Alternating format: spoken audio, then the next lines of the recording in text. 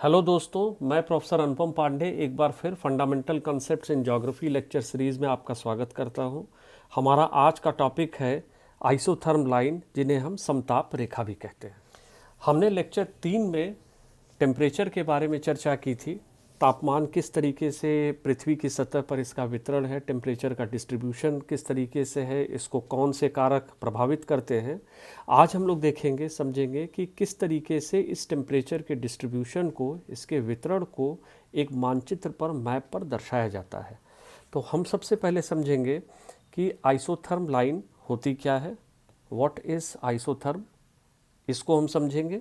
और उसके बाद देखेंगे कि वो कौन से फैक्टर हैं जो आइसोथर्म के पैटर्न को, इसका जो प्रतिरूप है, उसको प्रभावित करते हैं।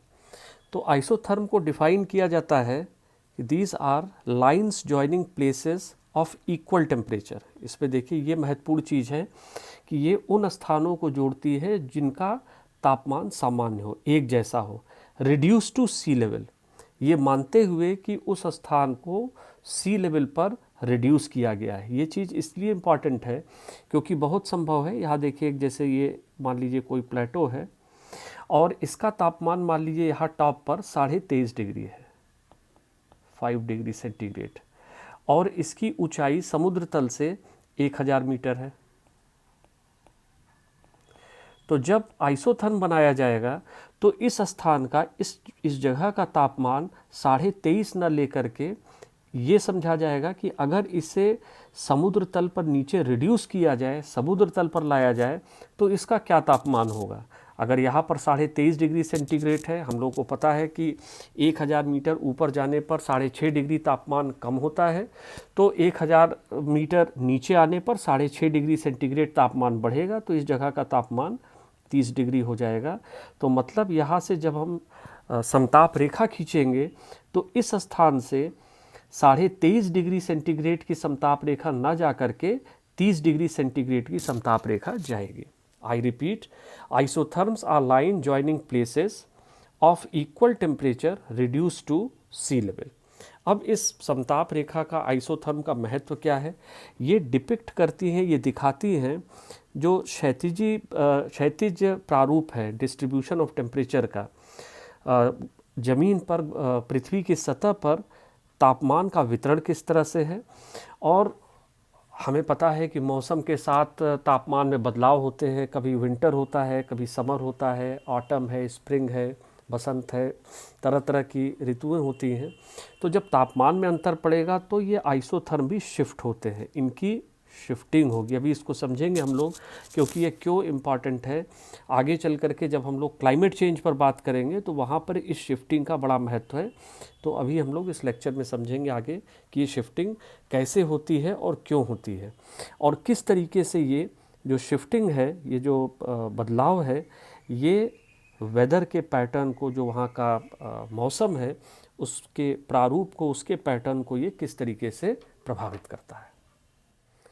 आइए अब हम लोग समताप रेखाओं से, आइसोथर्म से जुड़ी हुई कुछ कंसेप्ट, कुछ बातें समझते हैं। पहली चीज़, number 1, isotherms do not depict real temperature. जैसे हमने आपको बताया अभी कि तापमान को सी लेवल पर रिड्यूस किया जाता है, तो ये रियल टेम्परेचर को नहीं दिखाते, पहली चीज़। दूसरी चीज़, लैंड एंड वाटर बाउंड्री, जैसे अगर किसी हम लोग तट पर हैं, कोस्ट पर हैं, तो इधर की तरफ ओशन है और इधर की तरफ लैंड है, ओशन या सी है मान लीजिए। तो जब ये आइसोथर्म इस बाउंड्री को क्रॉस करेगा, कोस्ट को क्रॉस करेगा, तो इसके बिहेवियर में चेंज आता है। वो चेंज क्यों आता है, किस तरह का चेंज होता है, इस पर अभी हम लोग आगे इस वीडियो में डिटेल में बात करेंगे। इसके बाद स्पेसिंग बिटवीन आइसोथर्म्स, ये टेम्परेचर के ग्रेडियंट को, तापमान की प्रवणता को दर्शाता है। अगर जो आइसोथर्म की लाइंस हैं, अगर वो दूरी पर हैं, तो इसका मतलब तापमान में बदलाव एक सामान्य दर से हो रहा है, और अगर ये पास पास हैं तो इसका मतलब ये हुआ कि जो तापमान के बदलाव हैं वो बहुत तेज़ी से हो रहे हैं, और ये एक अनस्टेबल वेदर को इंडिकेट करता है। इसके बाद एक महत्वपूर्ण चीज़ कि समताप रेखाएं कभी एक दूसरे को काटती नहीं हैं, they never cross each other. मतलब ये हुआ कि मान लीजिए कि यहाँ पर एक समताप रेखा है जिसका तापमान मान लीजिए 20 डिग्री की है, ये 20 डिग्री इसकी समताप रेखा है, आइसोथर्म है, और ये 30 डिग्री की है मान लीजिए। तो ये गलत है। क्यों? क्योंकि ये दोनों एक दूसरे को काट नहीं सकते, क्रॉस नहीं कर सकते। अगर ऐसा ये करते हैं तो मतलब इस स्थान पर 20 डिग्री सेंटीग्रेड तापमान भी है और 30 डिग्री भी है, जो कि संभव नहीं है। तो कभी भी अगर आप आइसोथर्म पर वेदर मैप पे काम कर रहे हो या आप कहीं पर इसको देखते हैं और अगर इस तरीके की चीज़ दिखती है तो इसका मतलब ये अपने आप में एक गलती है, विसंगति है, ये सही नहीं है। तो इसको ध्यान में रखने की ज़रूरत है। इसके बाद हम लोग बात करेंगे थर्मल एनॉमली की या तापीय विसंगति क्या होती है, इस पर हम डिटेल में भी बात करेंगे। और अंत में थर्मल इक्वेटर या हीट इक्वेटर, ये जो तापीय इक्वेटर है ये क्या ये टेम्परेचर से कैसे जुड़ा हुआ है, थर्मल इक्वेटर क्या है और ये आइसोथर्म की श्रेणी में आता है या आइसोथर्म से अलग होता है, इसके ऊपर हम लोग अब आगे चर्चा करेंगे। आइए अब हम देखते हैं एक आइसोथर्म मैप को। ये एक आइसोथर्म मैप है आपके सामने। इसमें पहली चीज़ जो हम ध्यान देते हैं, देखिए यहाँ दक्षिणी गोलार्ध में ये ब्राज़ील पर देखिए तापमान यहाँ पर ये 25 डिग्री की रेखा है। साउथ अफ्रीका, बोट्सवाना, जिम्बाब्वे, यहाँ का तापमान 30 डिग्री है और यही 30 डिग्री की रेखा आपके ऑस्ट्रेलिया के ऊपर से गुजर रही है। तो इसका मतलब यहाँ पर ये समर है, दक्षिणी गोलार्ध में समर है और जो उत्तरी गोलार्ध है हमारे उसमें विंटर है। पहली बात तो ये स्पष्ट हो जाती है इस मैप से। दूसरी चीज़ ध्यान दीजिएगा, देखिए ये एक 15 डिग्री का आइसोथर्म है, ये यहाँ पे नॉर्थ अटलांटिक ओशन में। अब अगर हम इस आइसोथर्म को फॉलो करें, देखिए इसी आइसोथर्म पर हम चल रहे हैं, ये भारत से होता हुआ और उसके बाद ये यहाँ से गुजर गया जापान को टच करते हुए। अगर इस आइसोथर्म को हम देखें तो ये 15 डिग्री का है। यहाँ पर तापमान अफ्रीका के तट पर, ये मोरक्को का तट है, यहाँ भी तापमान 15 है। इसके बाद भारत का जो उत्तरी भाग है यहाँ का भी तापमान 15 है और यहाँ पर देखिए जो चाइना का तट है यहाँ पर भी तापमान 15 डिग्री है। तो और ये इंडिया का देखिए ये नॉर्दर्न पार्ट है जहाँ से गुजर रहा है, जिस जगह से गुजर रहा है ये इंडिया का नॉर्दर्न पार्ट है।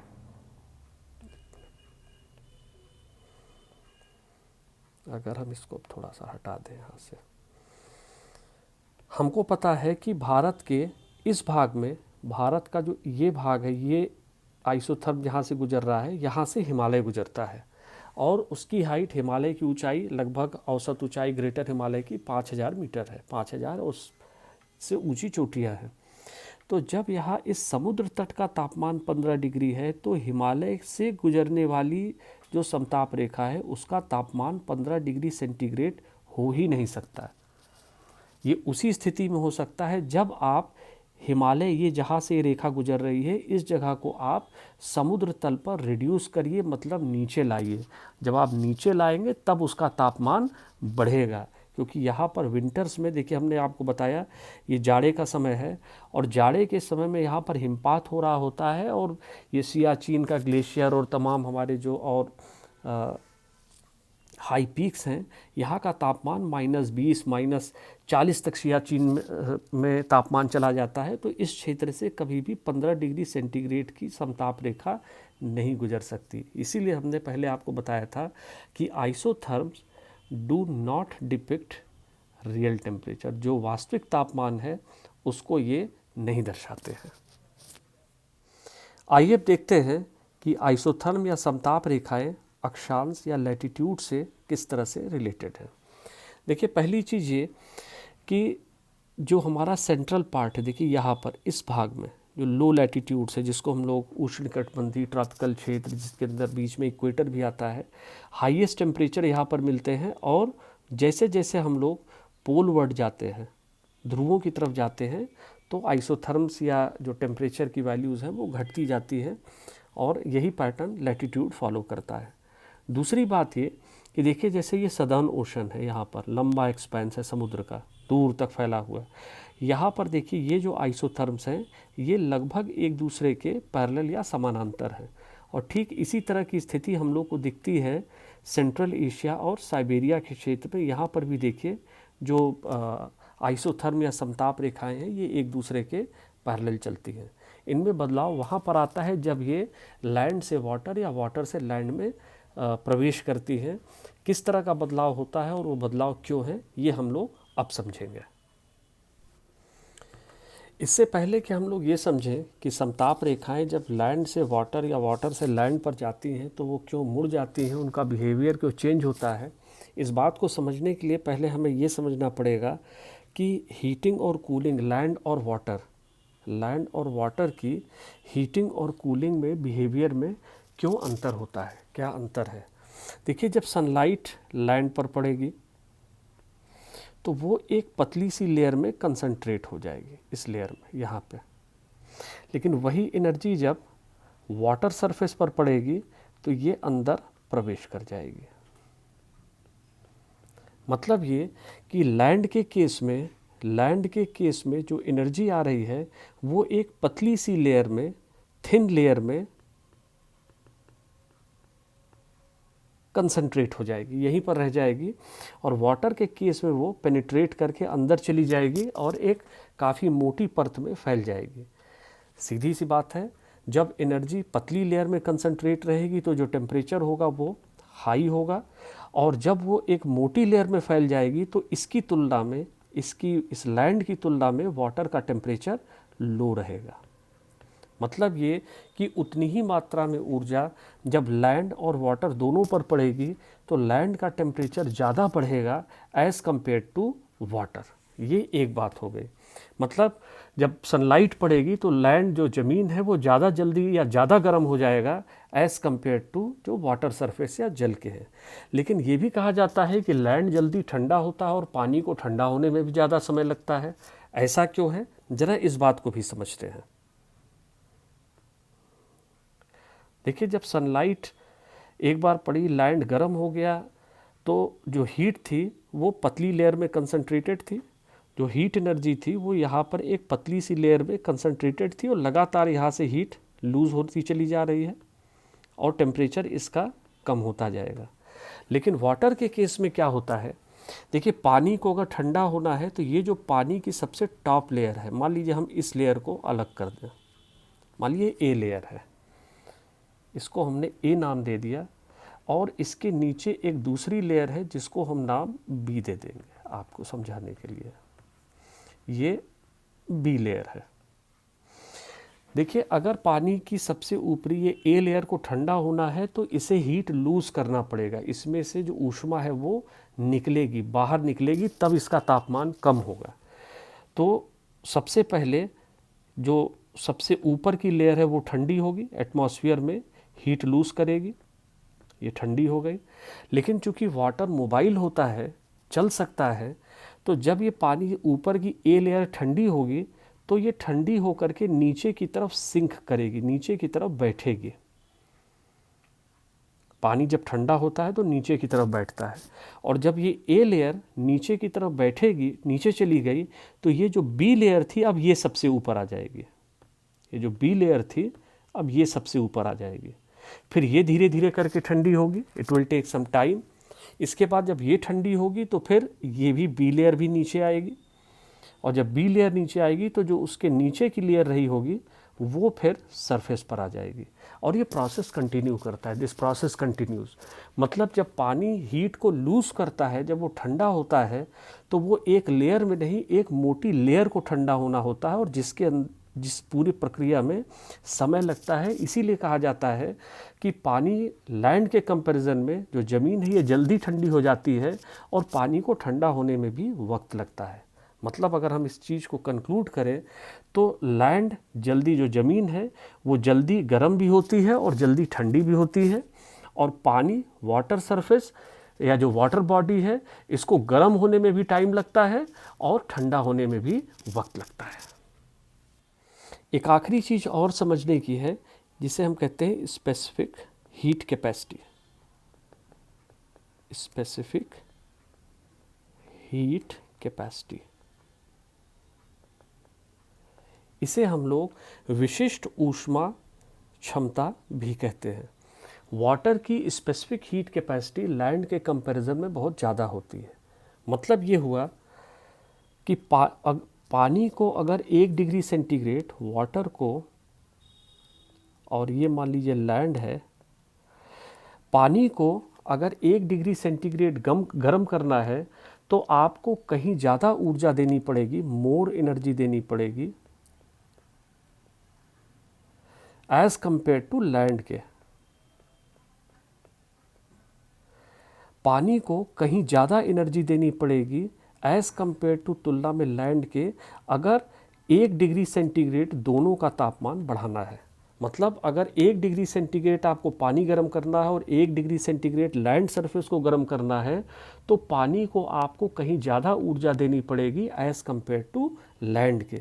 और अगर इसी बात को उलट के देखें कि अगर उसको ठंडा करना है पानी को, अगर इसको हमें कूल करना है, दोनों को अगर हमें ठंडा करना है, तो जब पानी में 1 डिग्री सेंटीग्रेड तापमान बढ़ाने के लिए ज़्यादा ऊर्जा दी गई थी, तो पानी से 1 डिग्री सेंटीग्रेड अगर तापमान कम करना है तो पानी से आपको ज़्यादा ऊर्जा बाहर भी निकालनी पड़ेगी एज़ कंपेयर टू लैंड के। तो ये भी एक कारण है, स्पेसिफिक हीट कैपेसिटी, विशिष्ट ऊष्मा क्षमता, ये पानी की कहीं ज़्यादा होती है। जो बात हमने पहले बताई आपको यहाँ पर इस फिगर में, इसके साथ में इस बात को भी ध्यान में रखना है कि पानी की स्पेसिफिक हीट कैपेसिटी ज़्यादा होती है, जिस कारण से पानी को गर्म होने में भी समय लगता है और ठंडा होने में भी समय लगता है। या ऐसे कह लें कि लैंड जल्दी गर्म होता है और जल्दी से ठंडा भी हो जाता है। आइए अब समझते हैं कि लैंड और वाटर की बाउंड्री पर आइसोथर्म्स बेंड क्यों होते हैं। यहाँ पर हम लोग बात करेंगे आइसोथर्म्स के बेंडिंग पर, इनके मुड़ने पर। मान लीजिए ये जो बीच में एक फिगर बना है, इसको हम मान लेते हैं कि ये लैंड है और इसके दोनों तरफ इधर वाटर है और इधर भी वाटर है।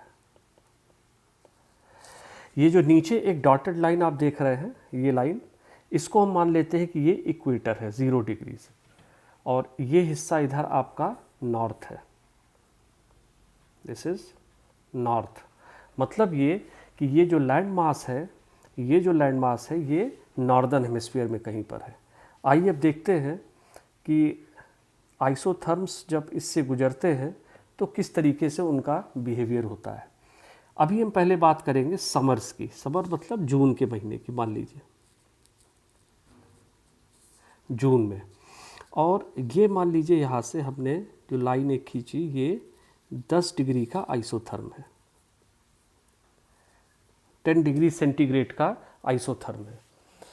हमने बताया ये जून का महीना है, गर्मी है, तो लैंड ज़्यादा गर्म होगा एज़ कंपेयर टू वाटर के। तो अगर यहाँ पर वाटर का टेम्परेचर 10 है तो लैंड ज़्यादा गर्म होता है, तो उसका टेम्परेचर यहाँ पर मान लीजिए 12 डिग्री सेंटीग्रेड है। इसके ठीक सामने क्यों? क्योंकि यहाँ का पानी 10 डिग्री गर्म हुआ और लैंड ज़्यादा गर्म होता है, जल्दी गर्म होता है, तो लैंड का टेम्परेचर 12 डिग्री हो गया। ठीक है, अब ये आइसोथर्म की लाइन, इसको गुजरना है कहाँ से? वहाँ जहाँ पर इसको 10 डिग्री का टेम्परेचर मिलेगा। यहाँ पर अगर 12 डिग्री सेंटीग्रेड है, इधर से अगर हम लोग टूवर्ड्स इक्वेटर आते हैं, अगर हम लोग टूवर्ड्स इक्वेटर आएंगे तो ये 13 डिग्री होगा, 14 डिग्री होगा, 15 डिग्री होगा। लेकिन इसको यहाँ से 12 से जाना है किधर? 10 की तरफ। तो 10 के लिए इसे किधर जाना होगा? टूवर्ड्स पोल्स जाना होगा। तो यहाँ पर टेम्परेचर इसको मिलेगा 11 डिग्री सेंटीग्रेड का, और यहाँ कहीं इसको टेम्परेचर मिलेगा 10 डिग्री सेंटीग्रेड। तो अब जैसे ही ये आइसोथर्म लैंड पर आएगा तो उससे पहुँचना कहाँ पर है? इस 10 डिग्री पर। तो ये इस तरीके से बेंड हो जाएगा। देखिए ये आइसोथर्म यहाँ से सीधे आ रहा था, ये सीधे आ रहा था, और उसके बाद ये बेंड हो गया। आई रिपीट एक बार फिर देखिए, टाइम क्या है? जून का महीना है।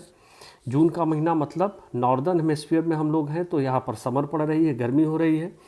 तो यहाँ ये वाटर सरफेस पर, पानी पर ये आइसोथर्म बना है कितने का? 10 डिग्री सेंटीग्रेड का। लैंड ज़्यादा गर्म होता है, जल्दी गर्म होता है, तो इसके समानांतर, इसके पैरेलल अगर वाटर 10 डिग्री है तो लैंड का टेम्परेचर 12 डिग्री हो गया, ज़्यादा गर्म होगा। हमको कहाँ पर इस आइसोथर्म को गुजरना है? कहाँ से? जहाँ पे 10 डिग्री सेंटीग्रेड का तापमान है, मतलब इससे ठंडा है। अगर इससे ठंडे के लिए हम लोग को जाना है तो हमें पोल की तरफ, ध्रुवों की तरफ जाना है। तो देखिए यहाँ 12 है तो यहाँ पे 11 हो गया और यहाँ पे 10 डिग्री सेंटीग्रेड हो गया। तो ये जो गर्मी के समय में हम देखिए जो पानी से जब ये लैंड की तरफ आइसोथर्म आता है तो वो पोल की तरफ बेंड हो जाता है। देखिए ये बेंडिंग हो गई। अब हम लोग देखते हैं कि इसी जगह पे विंटर्स में क्या होता है, ज़रा इसको भी समझते हैं। देखिएगा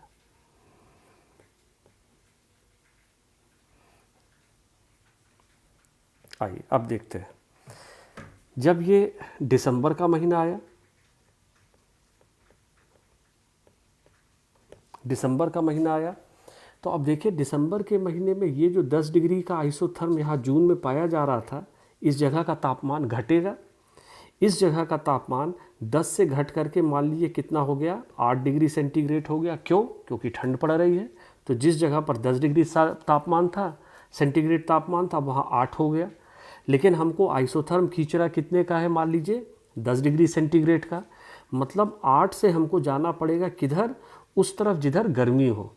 और गर्मी हमको या गर्म हो तो गर्म हमको किधर मिलेगा, गर्म हमको मिलेगा जब हम टुवर्ड्स इक्वेटर आएंगे। ये आपका ये इक्वेटर है। तो मतलब ये कि दिसंबर के महीने में ये 10 डिग्री का आइसोथर्म थोड़ा सा इक्वेटर की तरफ आ जाएगा, क्योंकि जहाँ पर गर्मी में 8 डिग्री सेंटीग्रेड तापमान, 10 डिग्री सेंटीग्रेड तापमान था, वहाँ पर घट करके 8 हो गया।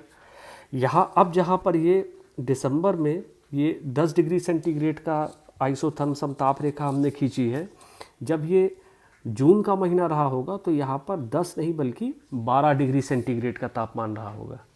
तो हम 10 डिग्री का एग्जाम्पल लेकर के चल रहे हैं। अब यहाँ पर देखिए दिसंबर में क्या होता है। हमने आपको बताया कि लैंड जल्दी गर्म होता है और जल्दी ठंडा होता है, या ऐसे कह लें कि पानी को ज़्यादा समय लगता है गर्म होने में और ज़्यादा समय लगता है ठंडे होने में। तो अब अगर विंटर का महीना है, जाड़े का समय है, और यहाँ पर अगर पानी का तापमान 10 डिग्री है तो लैंड का तापमान इससे कम होगा, क्योंकि लैंड जल्दी ठंडा हो जाता है। तो यहाँ पर लैंड का तापमान कितना है, 8 डिग्री सेंटीग्रेड है। अब हमको समताप रेखा खींचनी कहाँ से, जहाँ पर 10 डिग्री का तापमान मिले। और 10 डिग्री का तापमान किधर मिलेगा, जब हम इक्वेटर की तरफ जाएंगे। तो यहाँ पर होगा 9 डिग्री और यहाँ होगा 10 डिग्री। तो देखिए ये फिर से एक बार बेंडिंग हुई इस एरिया में, यहाँ पर देखिए फिर से एक बार बेंडिंग हुई।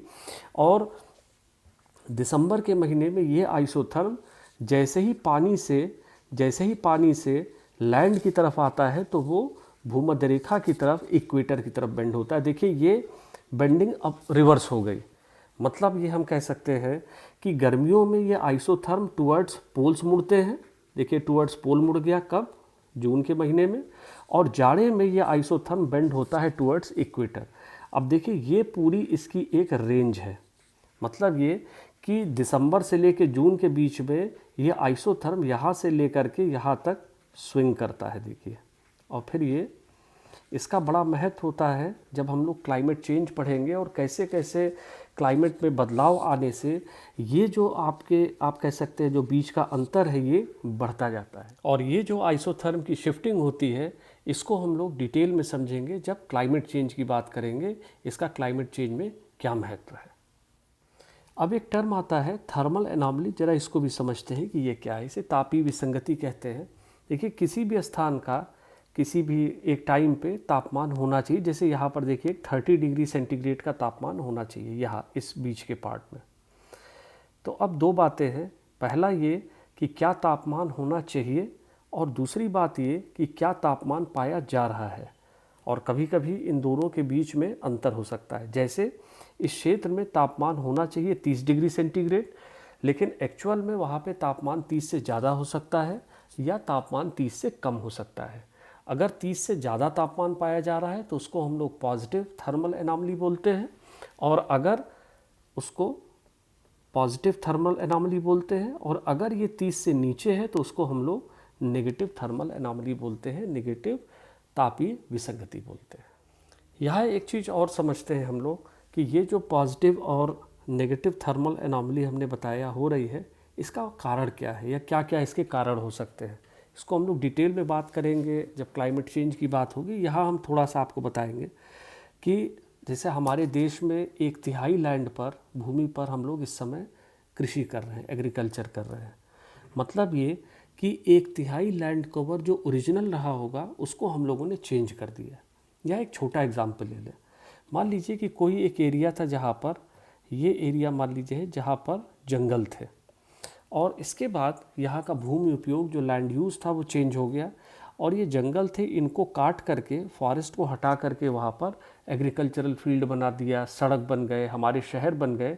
तो जो लैंड कवर थी वो चेंज हो गई, और जैसे ही लैंड कवर चेंज होगी तो तुरंत insulation, temperature, radiation, short wave, long wave का इंटरेक्शन, जो चीज़ें हम लोगों ने अभी तक पढ़ी थी, जो पहले रही होगी जब वो जंगल था, अब वो उससे चेंज हो जाएगी। तो उसका रिज़ल्ट क्या होगा कि यहाँ पर जो तापमान पहले मिला करता था, जब भूमि उपयोग चेंज हो गया, हम लोगों ने, ह्यूमन इंटरफेरेंस ने जब वहाँ पे लैंड यूज़, लैंड कवर को चेंज कर दिया, तो उसका सीधा प्रभाव पड़ेगा कि वहाँ का जो तापमान है वो भी चेंज हो जाएगा। अब वो पॉजिटिव भी हो सकता है टेम्परेचर के कंटेक्स्ट में, और नेगेटिव भी हो सकता है। ये इस पर डिपेंड करता है कि हम लोगों ने किस तरीके का वहाँ पर लैंड यूज़ में बदलाव किया है, किस तरह के चेंजेस लाए हैं। और अब अंत में एक छोटा सा कंसेप्ट है थर्मल इक्वेटर का भी, ज़रा इसको समझते हैं। एक इक्वेटर हम लोग जानते हैं और एक होता है थर्मल इक्वेटर। यहाँ अगर इस फिगर में देखिए तो एक डॉटेड लाइन है जो सीधी नहीं है। देखिए ये इस तरीके से हम उस लाइन को फॉलो कर रहे हैं, और हम फॉलो क्या कर रहे हैं, हम थर्मल इक्वेटर को फॉलो कर रहे हैं। देखिए यहाँ पर ही लिखा भी हुआ है थर्मल इक्वेटर। तो ये थर्मल इक्वेटर क्या होता है और इसका क्या महत्व है, ज़रा इसको भी हम लोग समझते हैं।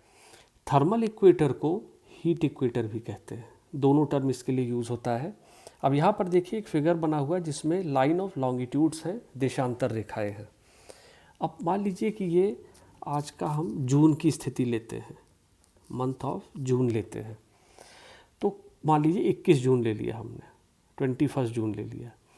अब अगर हम किसी भी एक देशांतर रेखा पर चलें, मान लीजिए ये हम 15 डिग्री वेस्ट पर चल रहे हैं, इस रेखा पर पूरा हम साउथ पोल से नॉर्थ पोल तक गए, तो एक पॉइंट ऐसा आएगा जहाँ, और इस पे हर जगह हमने तापमान देखा, तो कोई एक ऐसा पॉइंट आएगा जहाँ पर इस रेखा पर सबसे ज़्यादा तापमान रहेगा, औसत तापमान उस दिन का। इसी तरह से हम 30 डिग्री वेस्ट पर गए, पश्चिम पर गए, पूरा नॉर्थ पोल से लेकर के साउथ पोल तक, और यहाँ पर भी हमको एक स्थान मिला जो, जहाँ पर इस देशांतर रेखा पर उस दिन सबसे ज़्यादा औसत तापमान मिला। और ये ज़रूरी नहीं है कि ये दोनों पॉइंट एक ही लैटिट्यूड पर हो, एक ही अक्षांश पर हो। इसी तरीके से हमने बाकी जितने भी देशांतर रेखाएं थी उन सब पर हमने देखा कि सर्वाधिक तापमान, मैक्सिमम टेम्परेचर किस जगह पर था। देखिए चूँकि जून की स्थिति है तो जो मैक्सिमम टेम्परेचर्स हैं वो इक्वेटर से नॉर्थ में होंगे, ट्रॉपिक ऑफ कैंसर के आसपास होंगे। अब हम इन सारे पॉइंट्स को जोड़ देते हैं। देखिए ये ब्लू कलर की लाइन से हम इसको जोड़ते जा रहे हैं, ये हमारा थर्मल इक्वेटर है। मतलब ये वो लाइन है जो हर देशांतर रेखा पर जो उस दिन का सबसे सर्वाधिक, सबसे ज़्यादा तापमान होता है, मैक्सिमम टेम्परेचर का जो पॉइंट होता है, उसको जो जोड़ने वाली रेखा होती है उसको हम लोग हीट इक्वेटर या थर्मल इक्वेटर कहते हैं। यहाँ पर एक चीज़ ध्यान दीजिएगा कि हीट इक्वेटर आइसोथर्म नहीं होता है, ये आइसोथर्म नहीं होता है। यहाँ पर इसलिए ही हमने इसको आइसोथर्म के साथ इंक्लूड किया है। क्यों आइसोथर्म नहीं है? हो सकता है इस देशांतर रेखा पर सबसे ज़्यादा तापमान 35 डिग्री रहा हो, यहाँ पर 0 डिग्री देशांतर पर हो सकता है ये 34 ही गया हो, यहाँ पर 15 डिग्री ईस्ट में जब आए तो यहाँ हो सकता है 40 डिग्री चला गया हो किसी अपनी लोकल स्थिति की वजह से, यहाँ पर हो सकता है 30 डिग्री पर आते हैं तो इस पर जो मैक्सिमम टेम्परेचर है ये 41 डिग्री है। तो ये सामान्य तापमान की जगहों को नहीं जोड़ रहा है, ये उन देशांतर रेखाओं पर जो उस दिन का सबसे ज़्यादा सर्वाधिक तापमान है ये उसको जोड़ रहा है। तो ये एक्चुअल में वो लाइन होती है, ये दर्शाती है कि इस समय पृथ्वी पर इस तारीख को सबसे ज़्यादा गर्मी कहाँ पर पड़ रही थी। और वो सबसे ज़्यादा गर्मी एक ही तापमान नहीं हो सकती है, कहीं पर किसी देशांतर पर वो 40 हो सकता है, कहीं उसके बगल में 38 हो सकता है, कहीं 46 हो सकता है, एंड व्हाटएवर। तो इसको ये ध्यान रखना है कि जो थर्मल या हीट इक्वेटर होता है ये आइसोथर्म नहीं होता है। अब एक नज़र डालते हैं आज के मुख्य बिंदुओं पर। पहला, जो समताप रेखाएं हैं ये अक्षांश को फॉलो करती हैं, अक्षांश के सहारे चलती हैं, एकदम एग्जैक्टली उस पर नहीं है, लेकिन इनका जो बिहेवियर होता है वो अक्षांश के ही तरह से होता है। दूसरा, isotherms they do not depict the real temperature, जो हमने शुरू में ही आपको बताया, हाईलाइट किया कि ये they are lines joining places having equal temperature reduce to sea level. ये चीज़ आप लोग बिल्कुल ध्यान रखिएगा, ये एक्चुअल रियल टेम्परेचर को नहीं दर्शाते हैं। तीसरा, जो समताप रेखाएं हैं ये लैंड और वाटर की जो बाउंड्री है उस पर ये बेंड हो जाती हैं, यहाँ पर इनकी बेंडिंग होती है, इसको भी हम लोगों ने डिटेल में समझा है। और जो पैटर्न होता है बेंडिंग का ये रिवर्स हो जाता है, ये उलट जाता है विथ चेंज ऑफ सीज़न। गर्मियों में ये बेंडिंग अलग तरीके से होती है और जाड़े में अलग तरह से होती है। गर्मियों में ये बेंडिंग जब पानी से आप लैंड पर आते हैं तो गर्मियों में ये बेंडिंग टुवर्ड्स पोल्स होती है और जाड़े में ये टुवर्ड्स इक्वेटर होती है। इसके बाद जो थर्मल इक्वेटर, तापीय इक्वेटर होता है, ये 10 से 20 डिग्री नॉर्थ या साउथ ऑफ द इक्वेटर होता है। ये डिपेंड करता है कि कौन सा महीना या कौन सा सीज़न चल रहा है। और ह्यूमन इंड्यूस फैक्टर जैसे कि लैंड यूज़, लैंड कवर में चेंज, भूमि उपयोग में बदलाव, ये सारी चीज़ें मिल करके थर्मल एनॉमली, जिसको हम लोग तापीय विसंगति कहते हैं, इसको जन्म देते हैं। और जितना ज़्यादा आप बदलाव करते जाएंगे उतना ज़्यादा थर्मल एनॉमली बढ़ती जाएगी। और अंत में बारी थिंकिंग ज्योग्राफिकली की। आज का प्रश्न है, why isotherms maps are not useful for farmer. They are not useful for farmers. जो समताप रेखाओं का मानचित्र है, मैप है, वो किसानों के लिए क्यों बहुत काम का नहीं होता है, इसके ऊपर विचार करिएगा, सोचिएगा। आगे रेफरेंस और फर्दर रीडिंग के लिए सबसे पहले आप एनसीईआरटी की क्लास 11 की बुक्स रेफ़र कर सकते हैं। फंडामेंटल्स ऑफ फिजिकल ज्योग्राफी ये इंग्लिश में है और भौतिक भूगोल के मूल सिद्धांत ये हिंदी मीडियम के स्टूडेंट्स के लिए है। और इसके बाद physical geography bye Savindra Singh और हिंदी में भौतिक भूगोल का स्वरूप सविन सिंह सर जी की किताब है, प्रवालिका पब्लिकेशन प्रयागराज से पब्लिश्ड है, इन्हें आप रेफ़र कर सकते हैं।